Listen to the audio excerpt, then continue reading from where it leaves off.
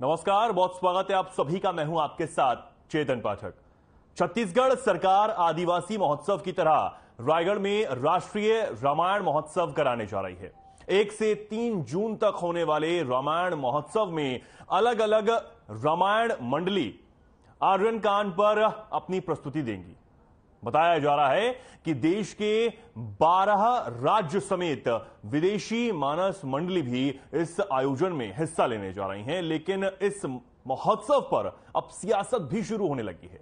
BJP इसे चुनावी कार्यक्रम बता रही है और कार्यक्रम पर भ्रष्टाचार का आरोप लगाया जा रहा है और कहा जा रहा है कि कांग्रेस अब भगवान राम के नाम पर वोट मांगने के लिए आडंबर कर रही है। वहीं पूर्व मंत्री अजय चंद्राकर ने अरण्य कांड के तर्ज पर मंच की सजावट को लेकर सीधे तौर पर कांग्रेस की तुलना राक्षसों से कर दी है। पूर्व मंत्री के इस बयान का पलटवार करते हुए छत्तीसगढ़ कांग्रेस मीडिया प्रभारी आनंद शुक्ला ने कहा कि अजय चंद्राकर आरएसएस और भारतीय जनता पार्टी के संस्कार में पले बड़े हैं, इसलिए उन्हें अरण्य कांड में राक्षसों की गुणगान नजर आ रही है। चुनावी साल होने की वजह से छत्तीसगढ़ में राजनीतिक बयानबाजी भी तेज हो गई है। भाजपा अपनी राजनीतिक जमीन को मजबूत करने के लिए लगातार सरकार पर हमला बोल रही है, तो वहीं कांग्रेस सरकार अपने कार्यकाल के कामों की बदौलत चुनाव जीतने का दावा कर रही है।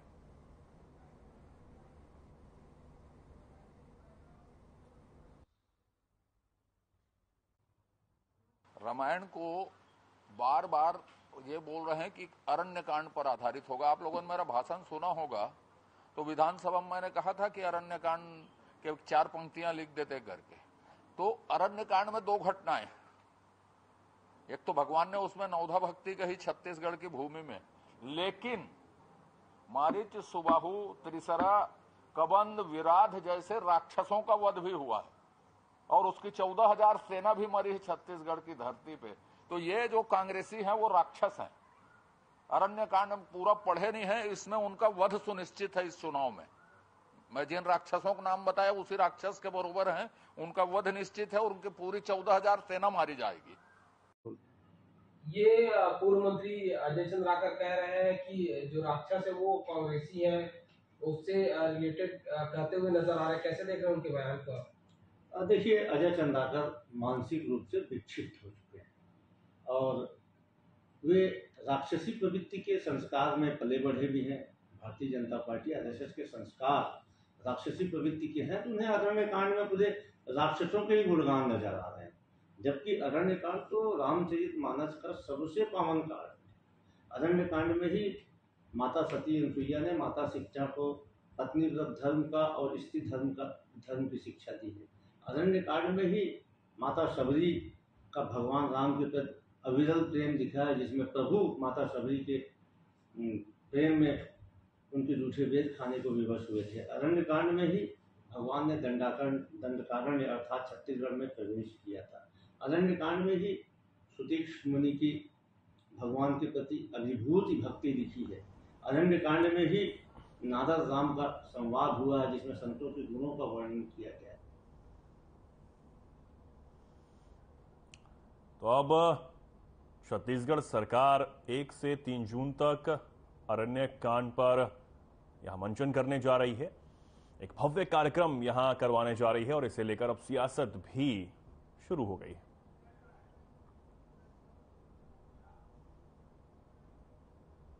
और अब इसी मुद्दे पर चर्चा के लिए हमारे साथ कुछ मेहमान आज जुड़े हैं। जल्दी से आपको रूबरू करवा देते हैं। हमारे साथ निशिकांत पांडे जुड़े हैं, बीजेपी प्रवक्ता हैं। साथ ही अनिल पुस्तकर जुड़े हैं, वरिष्ठ पत्रकार हैं। आप दोनों ही मेहमानों का बहुत स्वागत है आज की इस चर्चा में। मैं सीधा निशिकांत पांडे जी आपके पास आना चाहूंगा। निशिकांत जी, सरकार रामायण के एक कांड का मंचन करने जा रही है, लोगों तक तमाम अच्छी बातें पहुंचेंगी, क्या समस्या है सर? समस्या भाव का है। एक्चुअली क्या है, कांग्रेस पार्टी का जो चरित्र रहा है पिछले 6 दशकों का, 7 दशकों का, उस दशक में और उस कालखंड में प्रभु श्री राम के प्रति इनकी वैसी निष्ठा कभी देखने को नहीं मिली। एक्चुअली वास्तव में बात क्या है कि जब किसी कालखंड में प्रभु श्री राम के लिए कार सेवा के लोग संघर्ष कर रहे थे, गोली खा रहे थे, जेल जा रहे थे, तो उस वक्त कांग्रेस पार्टी मतलब मिले मुलायम काशीराम, हवा में उड़े जय श्री राम के नारे के साथ उनके साथ समकक्ष खड़ी थी। कोर्ट में जब प्रभु श्री राम को लेके या रामचंद्र को लेके, कल्पना को लेके जब सवाल उनके वकील, वहां वरिष्ठ वकील उठा रहे थे, जो स्वयं कांग्रेस पार्टी के सदस्य भी थे और मंत्री भी थे, ऐसे में अगर इस प्रकार की अगर आयोजन किया जाए, देखिए राम के कार्य को कोई भी करेगा, उसके लिए तो हम बिल्कुल हृदय से भाव विभोर होकर उस कार्य की संपन्नता के लिए कामना भी करते हैं, क्योंकि प्रभु श्री राम का जो काम करता है उसके आगे तो कुछ नहीं है। लेकिन जो इनके पृष्ठभूमि में, जो इनका रोम का कार्यकाल है, रोम के कर कमलों पे जो चलने वाले लोग हैं, अचानक राम पे आते हैं। इसका एक प्रसंग है 2014 के बाद का, जब ए.के. एंटोनी की रिपोर्ट आई थी, जब इतनी बड़ी हार हुई थी, तो एक रिपोर्ट आई थी ए.के. एंटोनी की कि क्यों ऐसी मतलब हार हुई थी उनकी। उस रिपोर्ट के अकॉर्डिंग लगभग 2016-17 के आखिरी में आई रही थी। तो मुख्यमंत्री भूपेश जी उसको उठा के उस पर काम कर रहे। देखिए ये स्वागत वाली बात है, राम का काम कोई भी करे, चाहे वो मारीच के वेश में राक्षसी क्यों ना हो, जो सोने का मृग का धारण करता हो, कोई बात नहीं, लेकिन कम से कम काम तो हो रहा है। तो अगर ऐसी स्थिति में अगर कांग्रेस पार्टी अगर अपने रोम के कल्चर को छोड़ के राम के कल्चर पर आती है, तो इसके लिए स्वागत है। और साथ ही मैं कांग्रेस पार्टी से एक निवेदन और करना चाहूंगा आपके माध्यम से, कि राम जी का काम तो लगभग पूर्णता की ओर है, अब कृष्ण जी को भी आजादी कराते हैं, आइए मिल के संघर्ष करते हैं। राम और कृष्ण हमारे दोनों एक सर्वमान्य भगवान है और दोनों के लिए कार्य करते हैं। ये राम पे तो आप भी करें, कृष्ण पे भी जल्दी से आए और जन्मभूमि को एकदम बिल्कुल आजाद कराइए। ठीक है, ठीक है। हमारे साथ अजय गंगवानी भी जुड़ गए हैं, कांग्रेस प्रवक्ता हैं। अजय जी, आपका भी बहुत स्वागत है। आता हूं मैं आपके पास। अभी हम अनिल जी के पास चलते हैं।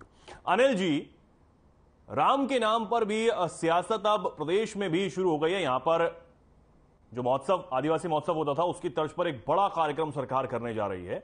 लेकिन अभी सुना आपने, बीजेपी प्रवक्ता है, उन्होंने कहा है कि भाव का समस्या भाव की है। क्या कुछ कहेंगे इस पर? भाव की नहीं है, भाव की संजीव समाज सत्ता में, सरकार में वो सत्ता में तो कुछ है तो उनका आभूषण।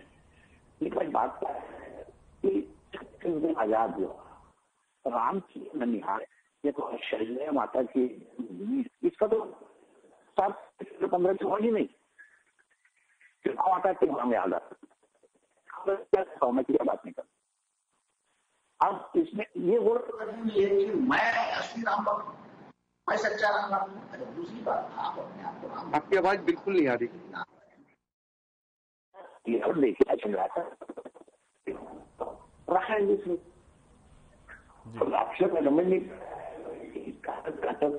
अनिल जी, मैं आपको ये रोकना चाहूंगा, आपकी आवाज थोड़ी पहुंच नहीं पा रही है। मैंने बोल दिया है, वो ठीक करवा रहे हैं। जब तक हम अजय जी के पास चलते हैं। अजय जी, आपके पास मैं आना चाहूंगा। अभी आप जुड़े नहीं थे, हमारे साथ बीजेपी प्रवक्ता भी हैं निशिकांत पांडे जी। उन्होंने कहा, उनसे मैंने सवाल किया कि समस्या कहां है, तो उन्होंने कहा कि भाव की समस्या है, भाव नहीं है वैसे, और आप राम का नाम ले रहे हैं। देखिए चेतन जी, दो महत्वपूर्ण तथ्य आपके सामने रखना चाहूंगा। ये भारतीय जनता पार्टी कभी हिंदुत्व के नाम पे, कभी प्रभु श्री राम के नाम पे, कभी गाय और गोबर के नाम पे, कभी भगवान के नाम पर, ये सिर्फ और सिर्फ वोटों की राजनीति और इसका प्रयास करते हैं। ये मूलभूत अंतर है कांग्रेस और भारतीय जनता पार्टी में। इनको तकलीफ किस बात की है? देखिए कहीं ना कहीं जो अब रायगढ़ में रामायण महोत्सव का जो विरोध कर रहे हैं, तो भारतीय जनता पार्टी के जो राजनीतिक पाखंड है वो खुल के सामने आ चुका है। और देखिए सबसे महत्वपूर्ण चेतन जी बात यह है कि अजय चंद्राकर जी कहीं ना कहीं जो है मानसिक दिवालीपन के दौर से गुजर रहे हैं। कहीं ना कहीं भारतीय जनता पार्टी और आरएसएस की जो शुरू से है वो राक्षसी प्रवृत्ति रही है। नहीं, वो ये भी कह रहे हैं अजय जी, वो ये भी कह रहे हैं कि एक बहुत बड़ा आरोप घोटाले का भी लगा हुआ है और तमाम चीजें हैं, और उसके बाद अब क्या राम जी नैया पार लगाएंगे? देखिए मेरा निवेदन है, आपको जो प्रश्न होना मेरे से चेतन ही जोड़ लीजिए, एक दो प्रश्न और जोड़ लीजिए। नहीं, बोलिए प्रश्न पूछ लीजिए, बोलिए जी, मैं कंप्लीट कर लूं। मेरा निवेदन है छोटा सा आपका। ठीक है, मैं स्पष्ट रूप से कह रहा हूँ, अजय चंद्राकर जी कहीं ना कहीं मानसिक रूप से विक्षिप्त है।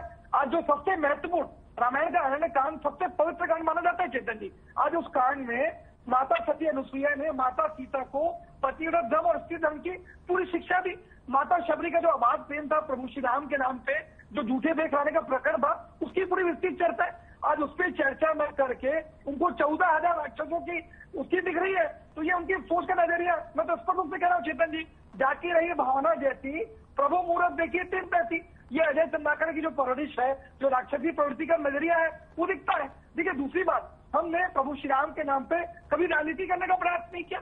आज अयोध्या का जो मंदिर था उसका ताला हमारे पूर्व प्रधानमंत्री राजीव जी ने कल खुलवाया, आज शिलान्यास राजीव गांधी जी ने किया।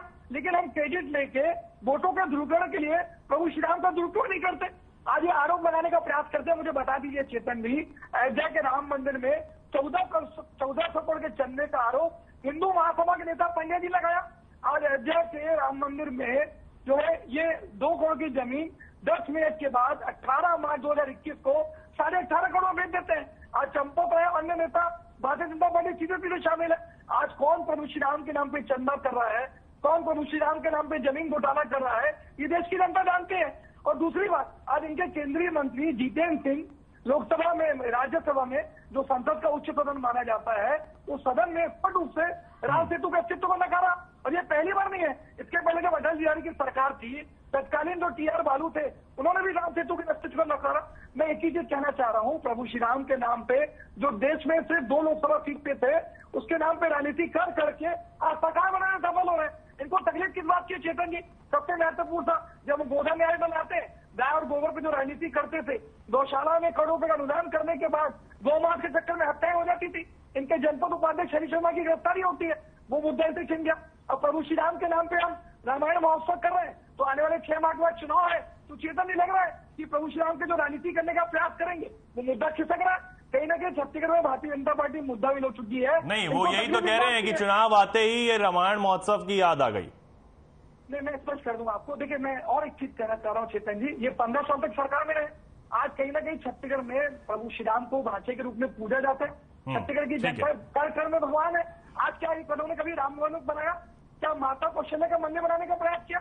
हम पूरे दुनिया का इकलौता मंदिर छत्तीसगढ़ की राजनीतिक 27 जून से बनाते हैं। आज 75 जो है रामबन पद के स्थलों को चिन्हित करके उनको पुनर्जीवित करने का प्रयास करें।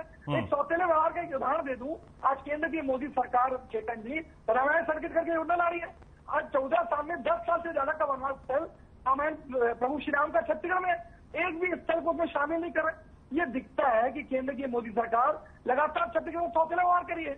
आपको सिर्फ और सिर्फ राजनीति करनी है, कभी गाय गोबर के नाम पे, कभी हिंदुत्व के नाम पे। ये धर्म की ठेकेदारी करना बंद करे।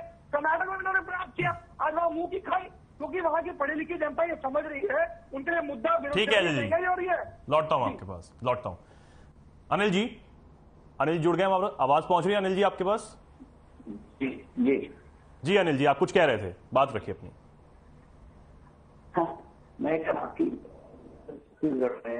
रोड लगी कौन अभी भी शायद आवाज जी अनिल जी, अभी भी अनिल जी आपकी आवाज सही आ नहीं पा रही है। मैं चाहूंगा अनिल जी की आवाज जल्दी ठीक हो जाए। ठीक है अनिल जी, लौटूंगा मैं आपके पास। माफी चाहूंगा कि आपकी आवाज सही से आ नहीं पा रही, थोड़ा टेक्निकल फॉल्ट है, मैं सही करवा रहा हूं उसे। ठीक है, निशिकांत पांडे जी आपके पास आऊंगा, क्या कुछ कहेंगे? आपने सुना, अभी जवाब दिया अजय जी ने। अजय जी की बात बड़ा हास्यास्पद है। एक्चुअली क्या है, राम जी कभी मुद्दा थे ही नहीं। राम जी कभी राजनीतिक विषय के मुद्दे नहीं थे। ये भावना की बात थी, आस्था की बात थी। और उस आस्था के लिए हमने और हमारे पूर्वजों ने गोली खाई, डंडा खाए, जेल गए, संघर्ष किए और कई दिनों तक कोर्ट कचहरी के मामले में फंसे रहे। अजय जी हंसने की बात नहीं है, उनके संघर्ष पे आपको हंसने की आवश्यकता नहीं है। लेकिन आपने जो बात कही, अभी मैं अपनी बात रख रहा हूँ। देखिए, दैरू न कर काहू सन कोई, राम प्रताप विषमता कोई। किसी से बैर रख के, मन में द्वेष रख के जब ऐसे काम कर रहे हैं आपसे मैं एक सवाल, बड़ा मैं सिंपल सवाल पूछ रहा हूँ आपसे। आज 15 दिन पहले राजस्थान के एक बड़े मंत्री ने प्रभु श्री राम जी के लिए वही वचन का इस्तेमाल किया जो प्रदेश के मुखिया के बाप ने इस्तेमाल किया था। आपसे मैं एक बात कह रहा हूँ कि अगर आप में थोड़ी सी भी राम भक्ति है तो भूपेश के पिता के बारे में और वो राजस्थान का जो बड़ा मंत्री है उसके बारे में सब बोल दो। बात क्या है अजय जी, देखिए बात क्या है।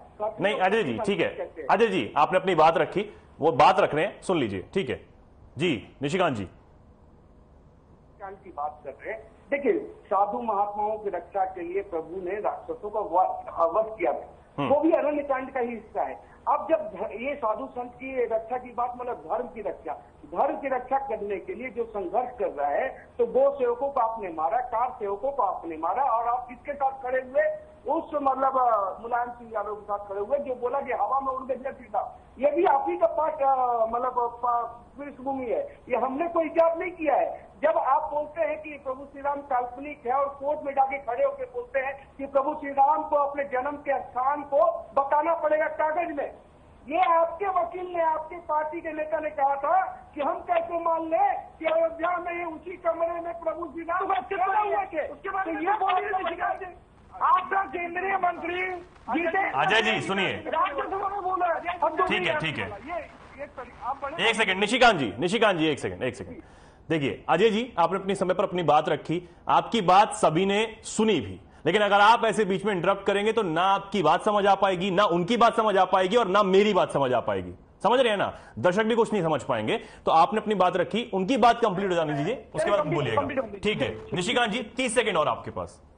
जी, अयोध्या में जब अयोध्या के मतलब कुछ जब विवाद चल रहा था, तो आपके मंत्री और नेतागण कोर्ट में वकील बन के खड़े होकर बोलते थे कि हम कैसे मान ले कि प्रभु श्री राम यही पैदा हुए थे, ये आस्था का विषय नहीं है, आपको प्रमाणिकता दिखाना पड़ेगा। हमने संस्कृत में, फारसी में सब पढ़ के बताया, और उसके बाद 500 साल के कालखंड के बाद जाके अयोध्या में भव्य राम मंदिर का निर्माण हो रहा है, और आप बात कर रहे हैं कि राम मंदिर के कल्पना। मेरा कहना यह है कि जैसे आप आ गए अभी राम जी के शरण में, बहुत अच्छी बात है, ये तो बहुत अच्छा कार्यक्रम है, मान के चलो प्रभु के काम कर रहे हो आप, इसके लिए तो हम भी आपके पास खड़े हो जाएंगे। लेकिन मेरा कहना यह है कि क्या भूपेश के पिताजी को, या राजस्थान के उस मंत्री को, या पूरे कांग्रेस पार्टी को, जिसने 3 दशक, 4 दशक, 5 दशक तक प्रभु श्री राम को एक टेंट में रहना पड़ा, उसके लिए माफी मांगेगी क्या? या प्रभु श्री राम का काम करने का आप हमको सिखाएंगे, जो संघर्ष करके यहाँ तक आए हैं? ठीक है प्रभु श्री राम के राम मंदिर। ठीक है निशिकांत जी, यानी कि आप जा रहे हैं ना फिर महोत्सव में? राम मंदिर में आपको मालूम है, मैं इनके बात हो गई तो मैं कंप्लीट नहीं अजय जी एक सेकंड, अजय जी आऊंगा आपके पास भी आऊंगा मैं। निशिकांत जी ठीक है, आप जा रहे हैं ना, इसका मतलब महोत्सव में? नहीं, ये तो स्वागत नहीं होगी। देखिए, राम का काम कोई भी करेगा, स्वागत है एकदम बिल्कुल हृदय से। मैं पहले लाइन बोला कि भाव विभोर की बात है, नहीं हम कोई भी जवाब दे देना, ठीक है। लेकिन वो मारीच के रूप में अगर हिरन भी आगे कर रहा है, वो मारीच प्रवृत्ति तो बन चुकी है, तो भी कोई बात नहीं है। ठीक, वही वास्तव प्रवृत्ति इनकी बता रहे थे। ठीक है निशिकांत जी, लौटूंगा आपके पास में, लौटूंगा। अजय जी आपके पास भी आ रहा हूं, अनिल जी से जवाब ले लेते हैं। अनिल जी आप एक बार बोलिए, आपकी आवाज अब ठीक हो गई है जी।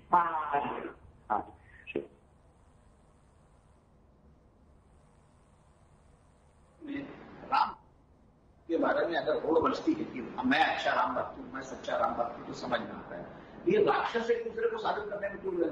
अरे आप बताइए, मैं अच्छा राम भक्त हूं, मैं सच्चा राम भक्त हूँ, हिंदू ये सब बेकार बात। देखिए क्या है कि आप कुछ छत्तीसगढ़ की बात करें, 20 साल 23 समय रहा है, उसके बाद लोगों ने यहाँ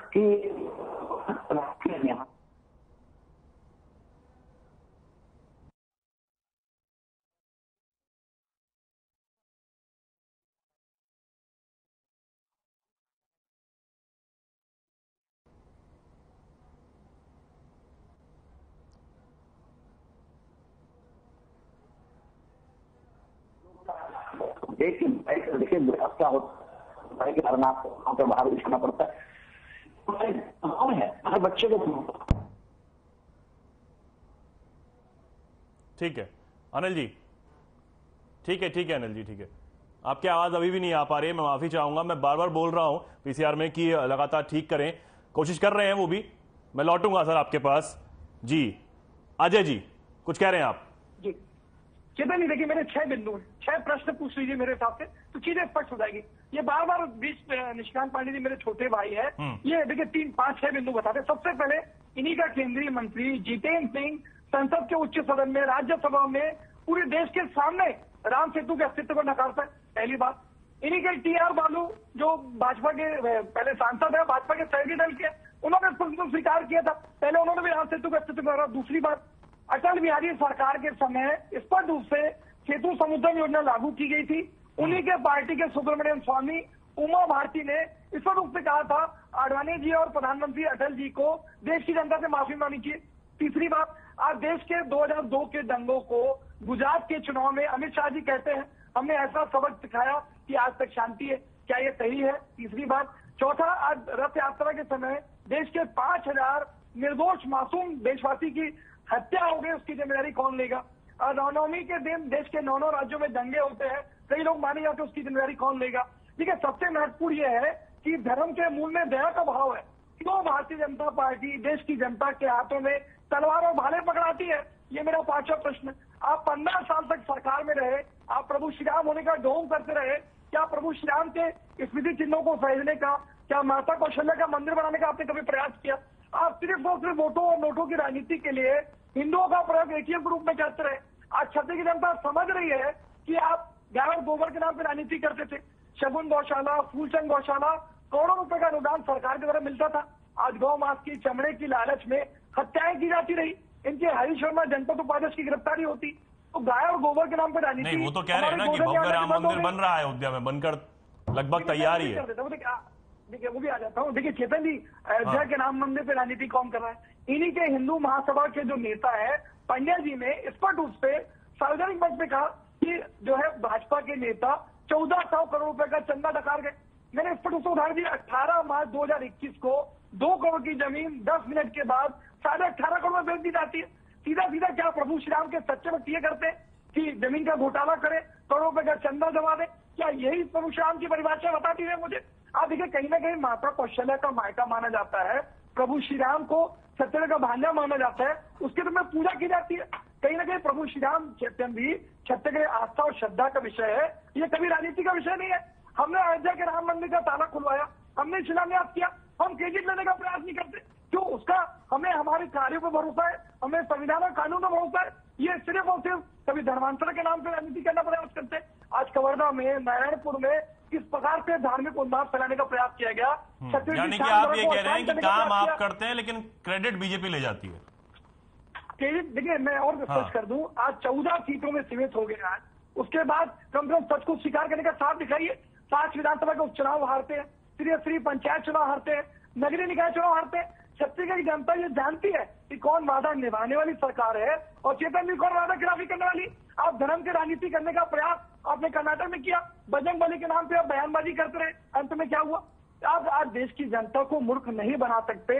देश के जो मुद्दे हैं, महंगाई, बेरोजगारी, आर्थिक असमानता, उस पर चर्चा करने से भागते हैं आप कहीं ना कहीं लोकतंत्र का गला घोटने का प्रयास कर रहे हैं, संवैधानिक संस्थाओं का दुरुपयोग कर रहे हैं। ये देश की जनता, छत्तीसगढ़ की जनता समझ रही है और आने वाले साल में 5 राज्यों में चुनाव है, ये इसका नतीजा भुगतेंगे और 2024 में देश की जनता इनकी सत्ता को उखाड़ फेंकेगी। चेतन जी ये जानते हैं बहुत अच्छे से, और ये छत्तीसगढ़ में जानते हैं कि हम मुद्दाविहीन है, न प्रभु श्री राम के नाम पर राजनीति कर पा रहे हैं, न गाय और गोबर के नाम पर राजनीति कर पा रहे हैं, न भगवान रंग के नाम पे। तो ये मुद्दाविहीन भारतीय जनता पार्टी दिखावे के चैनल पे बोल रहे हैं। भैया आपने इस पर प्रश्न पूछा चेतन जी, क्या आप रामायण महोत्सव में जाएंगे? क्या इनके मुंह से हाँ निकला? अजय चंदाकर नहीं, तो वो तो कह रहे हैं ना, वो तो कह रहे हैं कि बिल्कुल राम जी का जो कार्यक्रम है वो बिल्कुल साथ है। अरे मेरे को एक चीज बता दीजिए चेतन जी, वरिष्ठ पत्रकार है, शायद मुझसे बेहतर समझते हैं। क्या किसी भारतीय जनता पार्टी के एक भी नेता का बयान इसके समर्थन में है क्या? ये लगातार ढूंढ का दावा कर रहे हैं। चलिए ठीक है, चलिए ना, ठीक है अजय जी, ठीक है अजय जी, समय का थोड़ा अभाव है, मुझे आगे भी बढ़ना पड़ेगा। ठीक है अनिल जी। जी जी बोलिए चिकन जी। जी बोलिए बोलिए अनिल जी, आप तक बात ही नहीं हो पा रही थी। जी देखिए, हमारा शांत जब तब्दील हुई तो भाग्य से 3-4 साल में जो सांप्रदायिक दो चार वो भी है। आपको मैं सच्चा हूँ, मैं सच नहीं आ पा रही है अनिल जी, आपकी आवाज नहीं आ पा रही है, सही से नहीं आ पा रही है, मैं माफी चाहूंगा। ठीक है निशिकांत जी, आपके पास आऊंगा, आपके पास 30 सेकंड है आखिरी, अपनी बात लास्ट कमेंट में रखिए आप, क्योंकि समय का थोड़ा अभाव है सर। जी देखिए, मतलब गंगवानी जी के पास कोई बात नहीं है तो 2002 में चले गए। कितने बड़े बड़े नरसंहार आपने करवाए हैं, 4 सेवकों पर गोली चलवाई है, 2 सेवकों पर गोली चलवाई है, आपकी पृष्ठभूमि टिकी हुई है, जनता आपको 51 और 44 में सिलेक्ट नहीं, वो ये कह रहे हैं, वो ये कह रहे हैं कर्नाटक में आपको जवाब मिला है। ठीक है जी, कर्नाटक में हमको जनता ने हराया। अजय जी ठीक है, आपने अपनी बात रखी प्लीज। कर्नाटक में जनता ने हराया, हमने स्वीकार किया। ईवीएम पे कोई टिकरा नहीं फोड़ा और किसी भी सरकारी संस्थानों पे टिकरा नहीं फोड़ा, हमको जनता ने हराया। आप में हिम्मत था, आप जब 44 पे आए तब जब AK एंटोनी की रिपोर्ट आई तब प्रभु श्री राम को लेके आए। प्रभु श्री राम कभी भी मुद्दा नहीं थे, भारतीय जनता पार्टी के लिए नहीं थे। लेकिन आप जो आज राम के नाम पे आप काम कर रहे हैं, देखो मैं फिर बोल रहा हूँ अजय गंगवार जी, कान साफ करके सुनो, ये काम जो आप कर रहे हो ना बहुत ही अच्छा है। कृष्ण भगवान पे भी हमारे साथ ताल से ताल मिलाओ, देखो कैसा भव्य कृष्ण जन्मभूमि बनता है। उनको आजादी दिलाते हैं, क्यों नहीं दिलाएंगे? हमारे भगवान क्यों जेल में रहेंगे? उनको आराम से पूरा क्लियर जमीन दिलाते हैं जी, उनका है। ठीक है, तो क्लियर करो। ठीक है निशिकांत जी, ठीक है, ये रोकना चाहूंगा आपको मैं, सर समय का थोड़ा अभाव है, माफी चाहूंगा, आपको ये रोकूंगा। आप तीनों ही मेहमानों का बहुत धन्यवाद आज की इस चर्चा में जुड़ने के लिए। फिलहाल के लिए इस खास कार्यक्रम में इतना ही। नमस्कार।